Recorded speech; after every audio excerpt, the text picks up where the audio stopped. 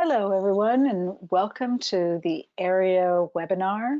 Today is September 9th, 2021. This is Christine Perret. I'm the chair of the Area Research Committee.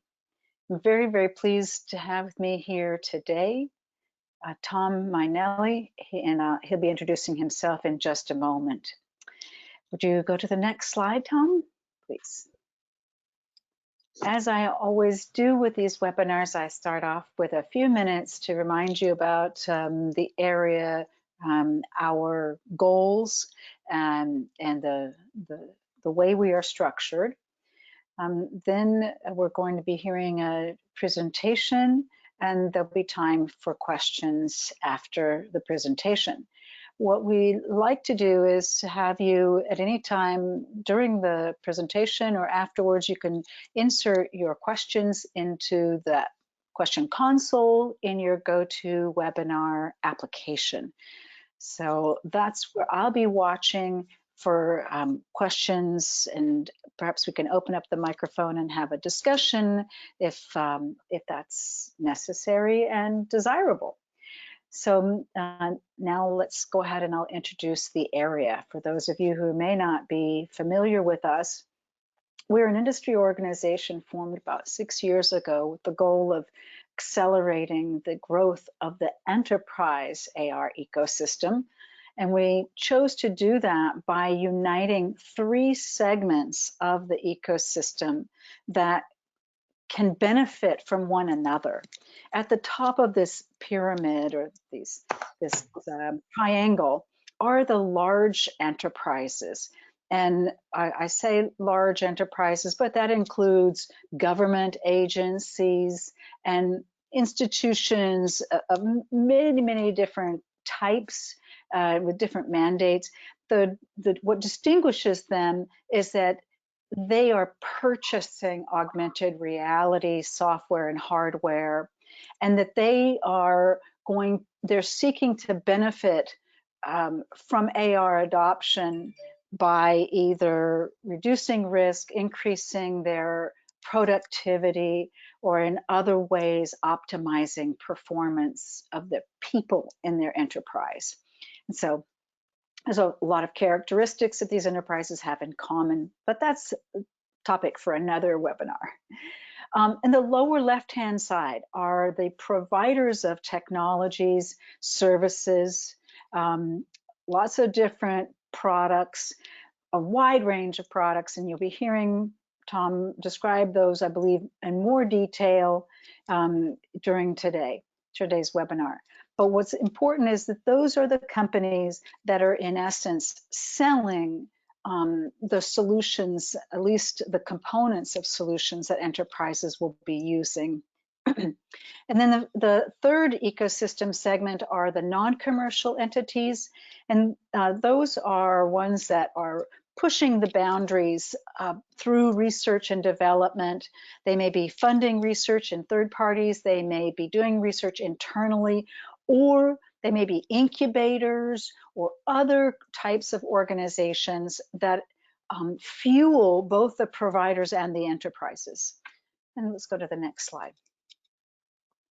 So using these 3 segments of the ecosystem, or engaging with the three ecosystem segments, I think, Tom, you're going to go to the next slide.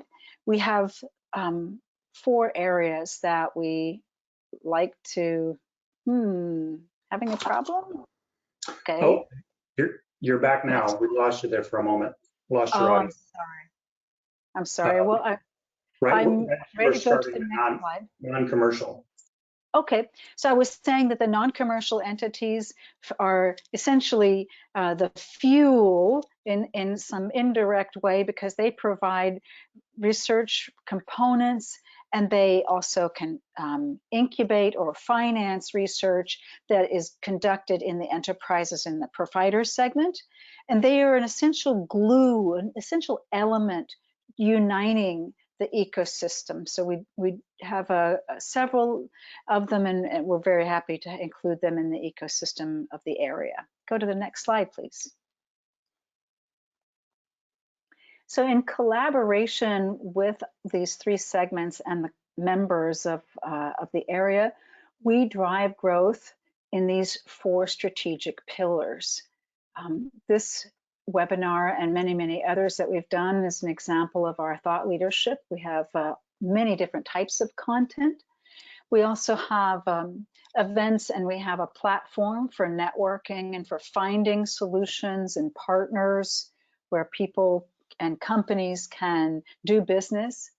We also want to reinforce and support all kinds of educational programs that will train people in skills that are necessary for enterprise AR adoption and deployment. And finally, the research committee and other committees, such as the security requirements safety committees, are where our members collaborate to reduce specific barriers to adoption. So this is part of the research committee thought leadership and outreach, and I'm very pleased to have with me Tom Mainelli. And Tom, would you please introduce yourself and share with us what you've been working on? Yeah, happy to do so, and thank you, Christine. My name is Tom Mainelli. I'm a group vice president at IDC.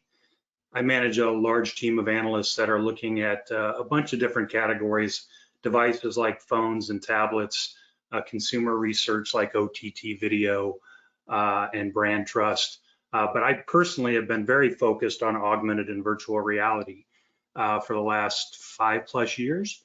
And so Christine asked me to talk a little bit about how IDC forecasts the market. So I will spend the first part of this presentation talking a little bit about our process.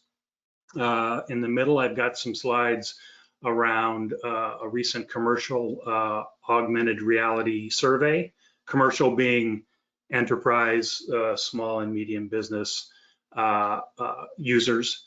And then I'll share a little bit of our recent forecast, which was just updated and literally went live for clients yesterday. As is often the case with an analyst, I've got dramatically too much content for the time allotted. So I will work to move quickly through some of these rather verbose slides and then share the deck with you afterwards so you can take a look at it and you can always follow up with questions at the end of this presentation or when you've had time to digest what's on all the slides.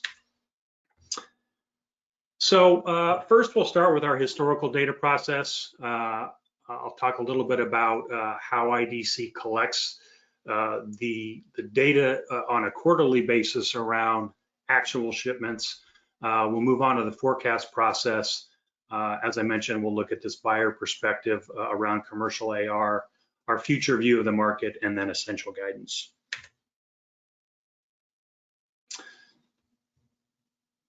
So at IDC, we've been doing trackers for a very long time. In fact, our oldest tracker is the PC tracker. Many of you have probably seen the press releases or seen some of the data there. That product has been around since 1995.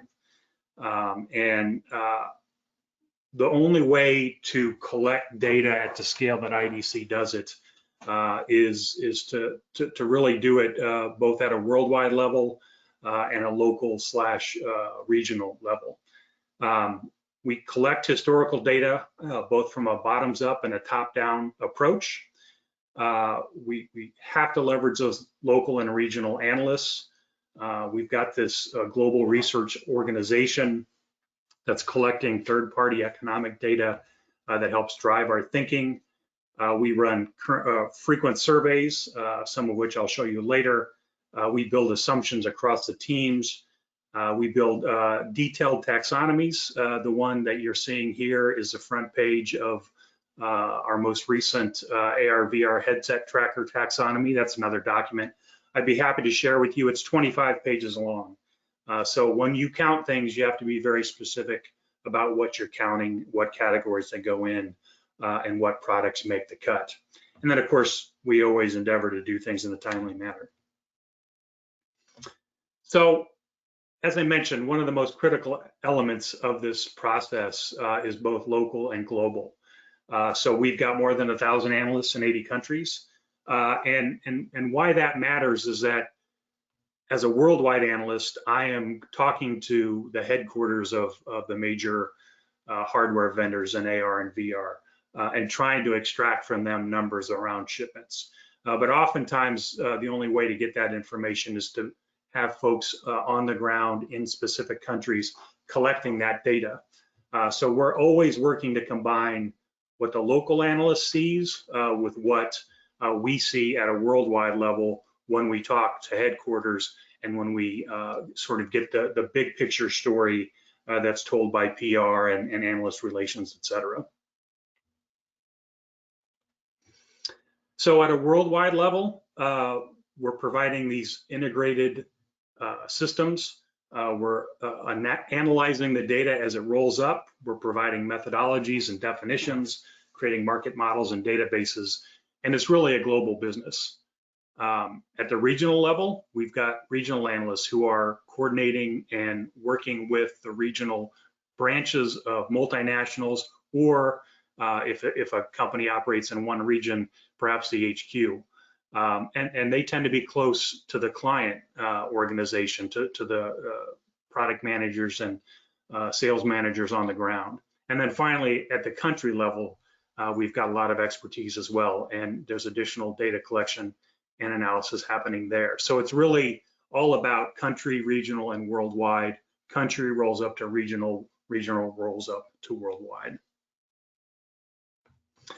So in addition to frequent conversations with the vendors themselves, we have this platform that allows our analysts in all these different countries to collect and insert that data so that it can be QC'd at a regional or at a worldwide level. This was, interestingly enough, this turned out to be, when I joined IDC many years ago, there were 4 analysts sitting in the US who were collecting spreadsheets from analysts all around the world and then trying to pull it all together.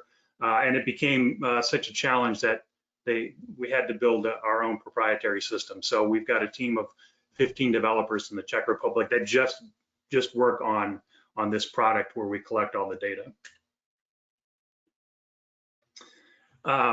So where are we getting that data? Well, the most important thing is we're having consistent and repeating conversations with local, regional, and worldwide vendors, the channels, the OEMs, the component manufacturers, et cetera.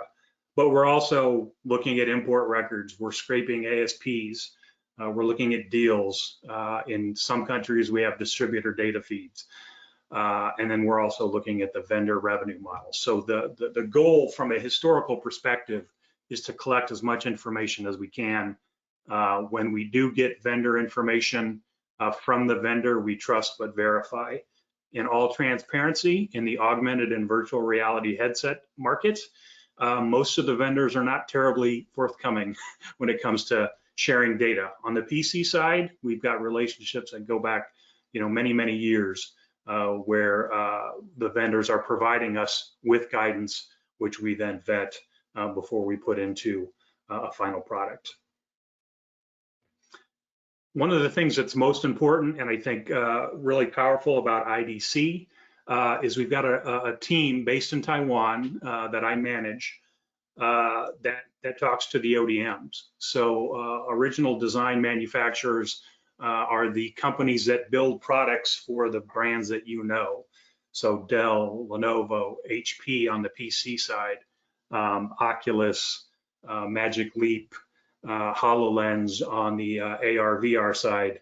So one of the ways that we get to numbers around AR and VR when the vendors won't provide them is by having contacts in the ODM, in the supply chain itself, to understand where panels and processors and different components are going and where those components are ending up in a finished product. And all of that helps us to generate a quarterly historical product. So this is a real eye chart, and I'm not going to spend too much time on it, but effectively it's our process. So you will often see our preliminary press releases around tracker data. We don't do a prelim for AR, VR, but we typically do a forecast PR. But effectively, we are in constant communication with the vendors, with the ODM folks, with the component manufacturers. We produce estimates, which we put out as a prelim press release. That often drives additional feedback from the vendors themselves. We're consistently interviewing their channel partners and looking at both quantitative and qualitative numbers, looking at those import records, ODM, distributor, et cetera, to drive what is essentially a final tracker data product that we update on a quarterly basis. Oops.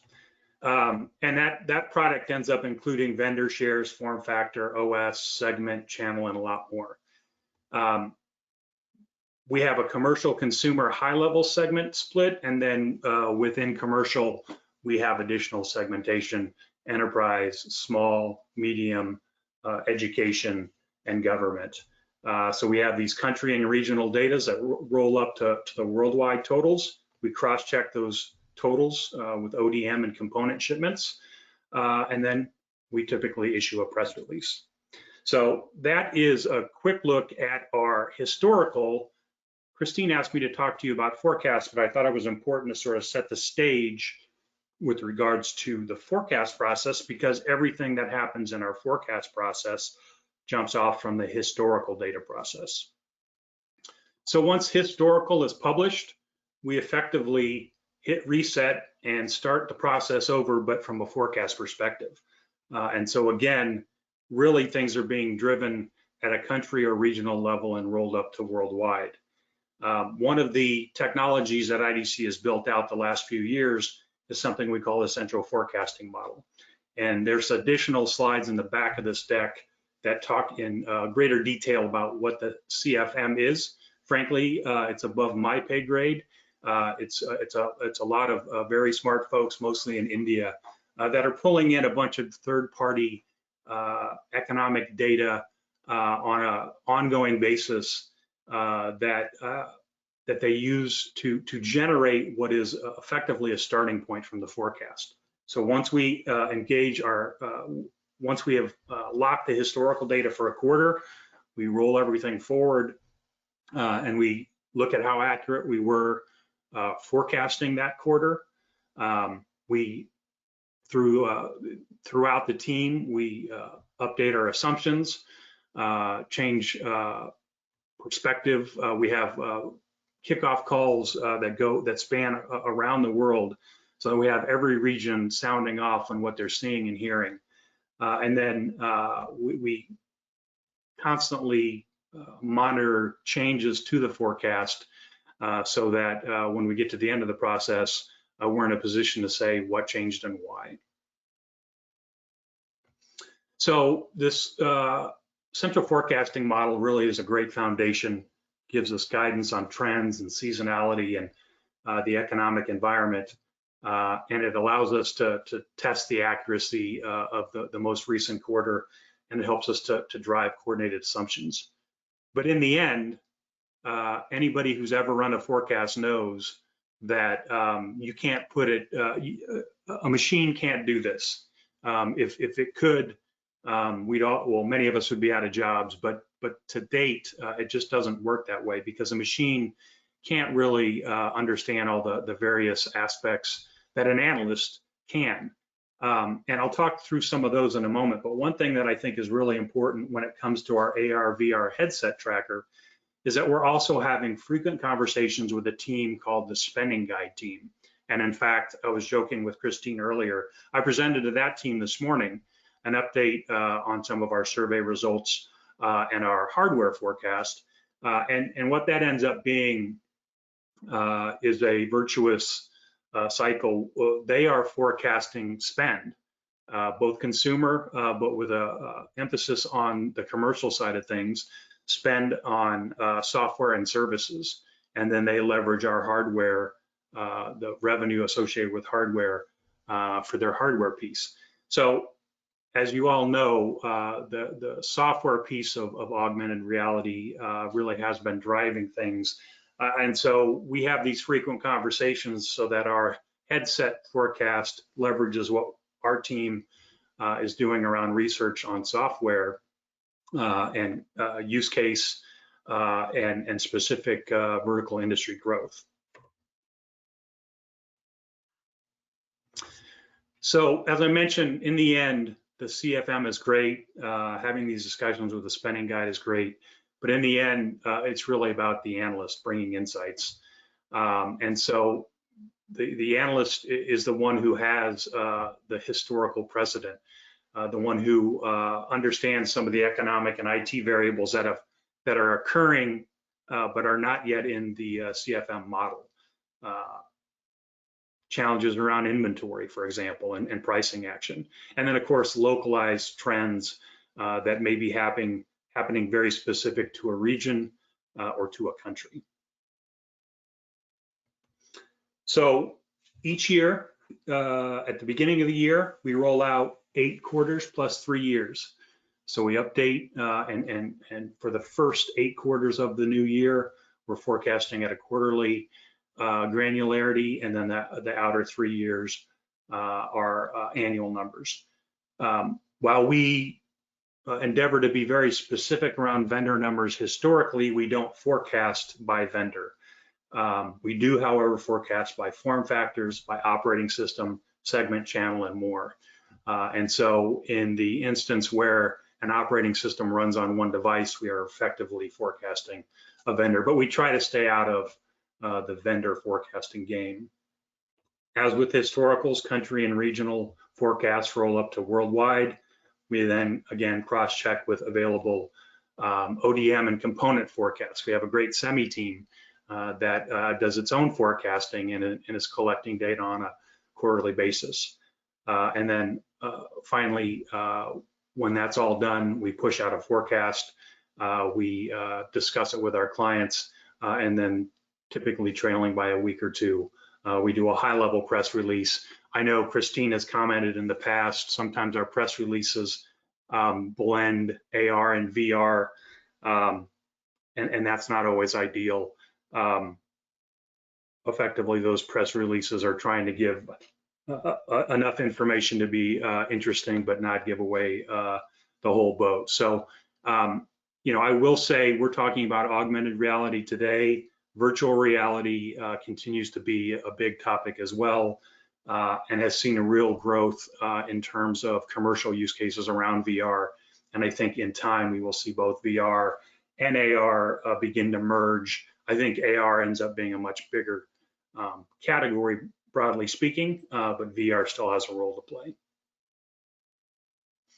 All right, so that was kind of the brass tacks. Now I wanted to spend just a few minutes talking through, I mentioned that one of the big drivers for our forecast is ongoing surveys.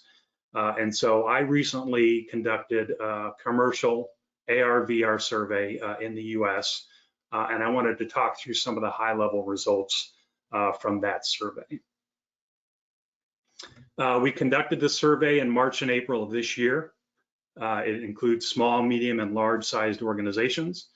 We also have a bunch of different industry verticals, although I am always hesitant to talk too much about that because we get into very small end sizes once we start slicing and dicing. The fact of the matter is, in 2021, when you go, this survey, we ended up talking to over 1,000 IT decision makers. The volume of adopters versus intenders versus resistors, adopters is still a relatively small number inside that for augmented reality. So you have to be careful.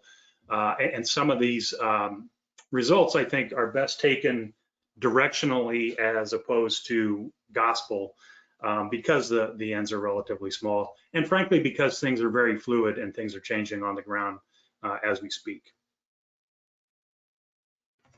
So I'm traditionally a hardware guy, and one of the things that we have been focused on, and what much of this presentation is focused on, is the hardware. But one thing that I've really come to appreciate and I guess emphasize over the course of the last 18 months is that obviously software has always driven AR experiences. But the idea that the only way to drive a good AR experience through a headset or a pair of smart glasses, I think is wrong-headed. And in fact, when we surveyed current adopters about what hardware they are using for AR, what you see here is a large percentage are using AR on mobile phones and tablets. Another large quantity is using binocular headsets, and then a smaller percentage in our sample are using monocular or one-eye lens or one-eye screen headsets. But what's also notable is they're predicting that they'll use the monocular more in 2022. And I think that really goes to the point I made earlier that for a lot of companies that are beginning to understand and leverage AR, it's less about the hardware and more about what this technology can do for them. And so I think a lot of companies may well stick with mobile phones and tablets for the foreseeable future. And an increasing percentage of them that are moving to headsets are thinking, hey, this single display, something like the RealWear headset, which some would call assisted reality versus augmented reality, really serves the purpose. It's it's lighter weight, longer battery life, etc. And so the 2-eye, sort of the creme de la creme of the AR headsets, the HoloLens 2s of the world, definitely have a role to play. But for a lot of use cases, it's overkill and in fact not a great fit. So when we asked current adopters, and again, the slides I'm showing are adopters, we've also got data on intenders and resistors. See what I see video conferencing, where your frontline workers are basically communicating with someone else through their phone or headset, continues to be the most dominant use case, followed by knowledge capture. I think this is really important. We're seeing a lot more industries leaning in towards the idea that, hey, we've got a huge workforce with a lot of knowledge in their heads and they're getting ready to retire. So how do we, A, capture that knowledge, and then B, transfer that knowledge? And so you can see both capture and transfer look to grow as we move ahead. And in fact, everything down below shows growth. And I think one of the most notable areas of growth is that we're seeing more and more companies leveraging AR to access real-time data, to do data capture, and for access to digital instructions. And I think that's an important distinction to make. There's training employees or knowledge transfer, and then there's digital instructions, which can be served up, when an employee needs it. And all of those things are showing growth as we look ahead. So when we ask those adopters, what do you see as the greatest benefits AR has brought to your business? So again, these are companies that are currently leveraging AR in some way, shape, or form.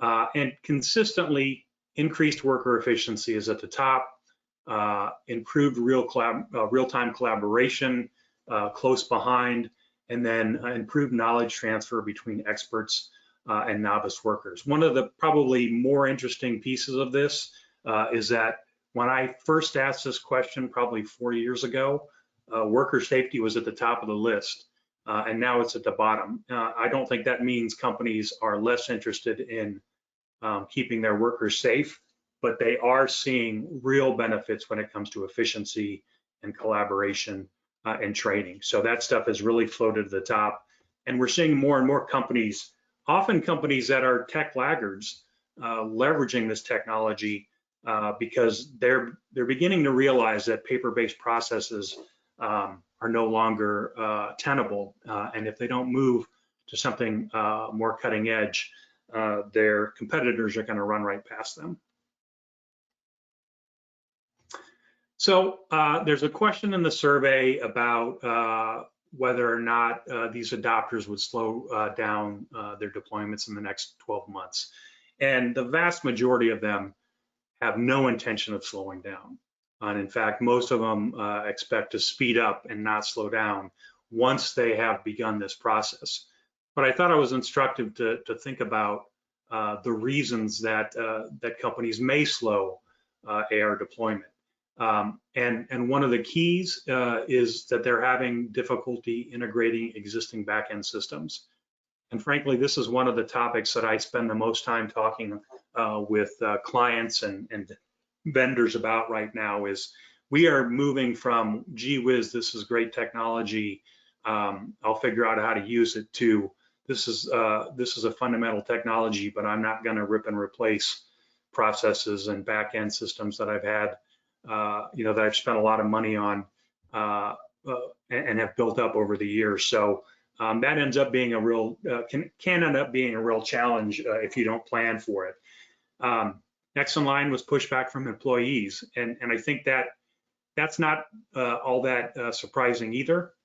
I think that really goes to education and rolling out augmented reality technology in a way that the employee can clearly see the benefits. It makes them more efficient, perhaps limits truck rolls, gets them home for dinner, that type of stuff. Down the row, the next big challenge is around pushback from management, and then issues around a return on investment. But the thing that I have found sort of in constant conversation with companies that have leveraged AR is that more often than not, the ROI is there. It's just a matter of figuring out how to measure it efficiently. All right, so that was really kind of a snapshot of our most recent commercial survey that helps drive our future view of the market. So I'll give you just a quick snapshot of some of the data that came out in our recent forecast update. So first, this is a worldwide number, and this is actually inclusive of consumer and commercial. And the reason I wanted to show you the full market is that if you look at 20 and 21, we're really talking about hundreds of thousands of units. Our expectation is that we get into the millions in 22, and then you see a real inflection point in 23 and beyond. And part of that is going to be driven by large volumes from players like Apple, who at present we have factored in an announcement in late 22 and some level of volume in 23. I think it's important to note that a company like Apple doesn't ship enterprise products, but their products end up in the enterprise. And in fact, if you look around most, at least Western enterprises, iPhones and iPads have become rather dominant. So it's important to look at what's happening on the quote unquote consumer side, because I do think it's going to bleed into the commercial side, maybe not right out of the gate, but certainly over time. So if we split this by commercial and consumer, as you can see on the AR headset front, it's really driven by commercial. And so even as we begin to see some consumer volumes hit in 23, commercial is still driving this. And one of the examples I like to use when I talk about AR becoming a more mainstream technology is that I expect it to follow a path similar to what the PC did, which is to say companies bought PCs for their employees, and that was where people had their first taste of that technology. They were too expensive for the average consumer to buy, but as they got used to the technology, as the internet came along, and then as prices came down, consumers were ready to buy when the price points landed. And so I think we will see that happen with commercial AR, specifically AR headsets. Right now, most consumers are really consuming any type of AR through their phone, typically through lenses or retail type products. But we do think there's going to be a consumer element to this. One other thing to note, when we talk about taxonomies, one thing that is interesting, I had this conversation just yesterday. Many of you have probably heard that Facebook has a pair of glasses on the way. Those glasses, while they have camera and speakers, they don't have a display. And so currently, we would count those products in our wearables tracker and not in our AR/VR tracker. I think we could have a debate about where they belong, but ultimately they will make the jump to AR/VR when there is a display included in that product. And then finally, a quick view of commercial shipments by region. And really the story here is that the US, China, and Western Europe really make up the lion's share of this market for the foreseeable future. The other regions, whether it's a price point challenges or just ecosystem challenges, not really big players in terms of the consumption of commercial AR headsets. So we expect the US to lead, China to be close behind, and then Western Europe will continue to be a big player through the end of the forecast period as well. All right, so I've gone fast and furious. I like to talk fast and say a lot of things, but if there's a couple of points that I would want you to take away from this conversation, we see AR software and services ramping, really accelerating. That's been driven by the fact that so many companies, as they entered this challenging period with the pandemic, they found themselves trying to sort out what do we do with a workforce that some are being quarantined, some are not experts at the tasks we're asking them to do. So a lot of them turn to AR, often software as a service type applications, to try to triage what was a very difficult situation in 2020. As we've moved into 21, a lot of those companies are moving from triage to, hey, this worked pretty well. How am I going to expand this? How am I going to do this in a more deliberate manner? And how am I going to bake it into my existing processes? So we see an increasingly wide list of jobs to be done, including knowledge capture and transfer, as well as self-serve access to data and instructions. One of the things that I've talked about a couple times here is that a key factor moving ahead is the ability to plug that AR solution into an existing back-end system and process. Nobody wants to rip and replace. And so I think that has become an increasingly important talking point, in addition to saying, hey, how can we help you leverage your existing 3D assets and all the other technical assets that you already have? How can we be additive and not bring any destruction? Early on, the market was focused on hardware, and I take part of the blame for that.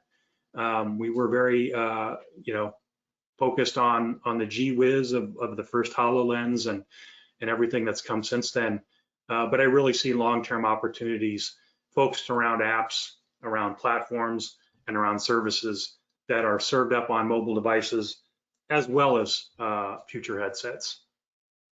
One of my pieces of advice to the vendors is to offer buyers end-to-end solutions, and then to go in and help them target those initial projects so that they can drive discernible, measurable benefits.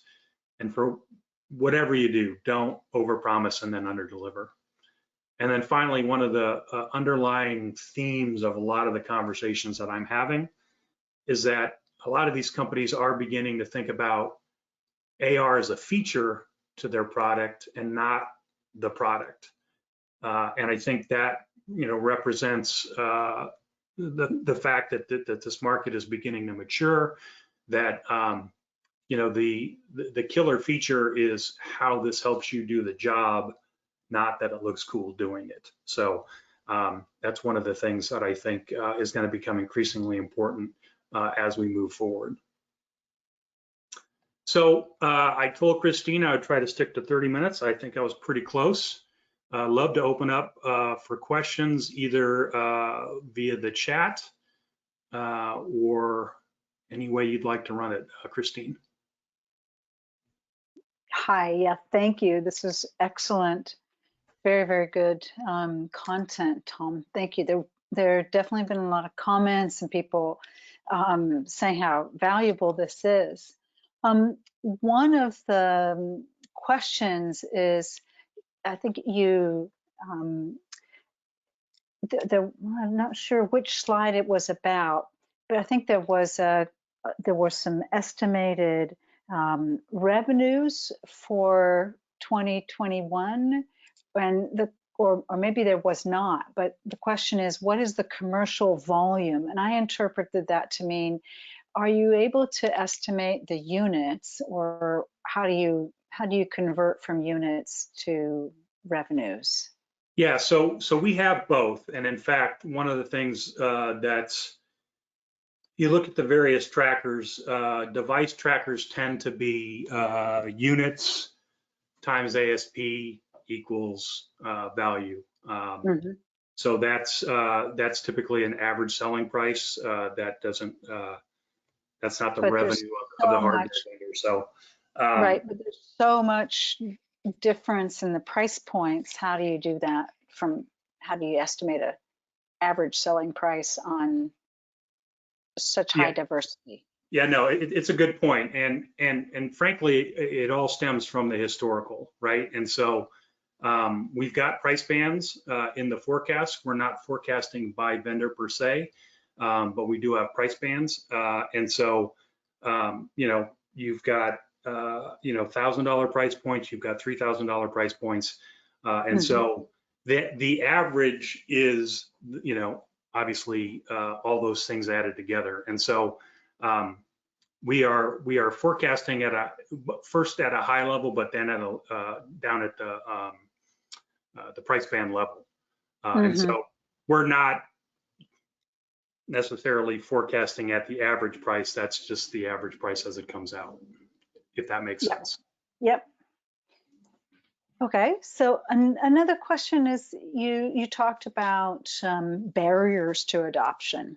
I think those are super important. We're never that's what the area is all about. And in past, we've done some research also about resistance from employees. What do employees think about this new technology? And do you think that the problem with pushback from employees is because the AR experiences are not good enough, or is it because the employees haven't been um, trained, or we'll say educated on how to use the systems and how to benefit from it? I mean, do you see what I, I'm getting at? Is it a yeah, core I issue, do. or is it a I, I would say all the above. yeah? You know, one of the things that I think a lot of evangelists inside an organization who have who believe in the technology, are alternately, stunned by people's willingness to use it and stunned by people's pushback. But I think, um, most employees, if you give them a tool that makes them better at their job, more efficient at their job, maybe makes them enjoy their job more, then they'll like that, right? Now, some of that is going to be, based on comfort level with technology. If you've been doing something one way for 40 years and some whippersnapper comes in and says, you're going to do it this way now, there's likely to be some pushback. But I think there's also, you have to think about comfort, for example. I think that's one of the things that the industry is beginning to recognize is, um, you don't, a HoloLens is not the right product for someone who's going to be on a power, working on a power line, for example. Um, it's not comfortable. It occludes their view around them. So really, I think from a hardware perspective, it's about putting people in the right hardware. It's about having the right applications, whether they're off the shelf or purpose built. And then it's about training people. And one of the things that I think is interesting is in a lot of industry verticals like manufacturing, I think AR ends up being a real opportunity to bring new blood into an industry that has traditionally been hampered by the fact that they're still using paper-based processes, that they're training people with 10-year-old videos, sitting in a conference Right. room looking at a binder. Yeah, I mean, I make that point all the time. I think one of the things we have to be careful about, maybe you have some insights in this, is which comes, you can't get the cart before the horse. And if a company has already begun its digital transformation, then presenting a new way of looking at the information can be compelling. If you're still using, um, say, traditional tools, you haven't completed or gone far enough in the digitization process, in that journey, then your mileage varies. I think this comes back to the question of, is the technology ready for the kinds of use cases that people have? That's another sort of dimension on this. Yeah. Uh, I liked what you said about how use cases have changed over the past few years in your surveys. Though, do you have any comments or insights that you want to add about the use cases? We're trying as the area to come across with much more use case centric communications. Like, if you have this kind of use case, then your requirements could be 1, 2, 3, 4, 5. Right. Yeah, no, I think that's exactly right. And you know, I mentioned it in the presentation. I think, early on there was uh, both probably, people got overexcited about the hardware, but the flip side to that was, a lot of people looked at the cost of that hardware and said, well, this is never going to fly, right? I'm never going to deploy X number of headsets. And so, I think a lot of companies have come to realize that they can do a lot with what they've got deployed today. I do, it's interesting to me that video conferencing is still at the top. We could probably debate whether that is just table stakes at this point, or if there's still a lot of differentiation to happen there. But I also think within a company, you get it in the door for one specific use case, and you will find others. Now, there's good and bad in that, right? And you kind of have to be very methodical about rolling it out, because if you get over your skis, you can go from a really successful pilot to, a terrible deployment, because all of a sudden you're trying to deploy this technology to a bunch of people for a use case that isn't as proven as the one that you started with. And so it's important to take things slowly.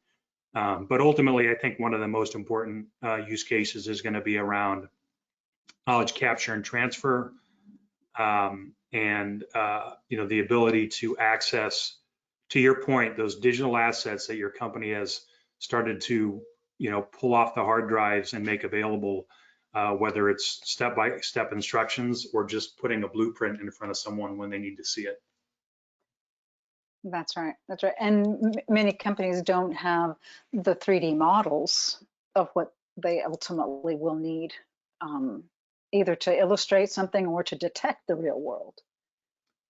Yeah, Okay. it's a real challenge, particularly in manufacturing, right, where you've got machines that could be decades old, and nobody's seen the blueprint for that, or the company's out of business, right?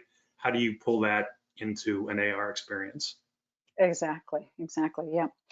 Well, Tom, this has been really great. I wonder, are we going to see you at a conference or trade show in person in the future? You spend so much time doing these webinars and presentations that it's great. Thank you. I'm sure you're able to get better rest and more time to yourself when you travel less. But I miss seeing you, and so does so does your community. Well, So I appreciate that, and I do look forward to getting back on the road. I had anticipated maybe doing that in the second half of this year. I think things here on the ground in the U.S. have made that a little more problematic. But I agree. I don't know what the status of some of the big shows in the latter half of this year are, but I do look forward to getting out and both yes, presenting and talking with all these great augmented reality companies in person. And the people, yeah, the things in the products that we can't see from a distance or can't see remotely. It's been great talking with you again, Tom. Thank you for preparing such an excellent presentation. For those of you who have asked, and we will be making the archive available, and you can send me an email if you have any, if you'd like to follow up, although you have Tom's email address right there on the screen. Thank you very much for your attention, and I wish everybody a good rest of their day and stay safe and well. Thank you very much. Bye-bye now.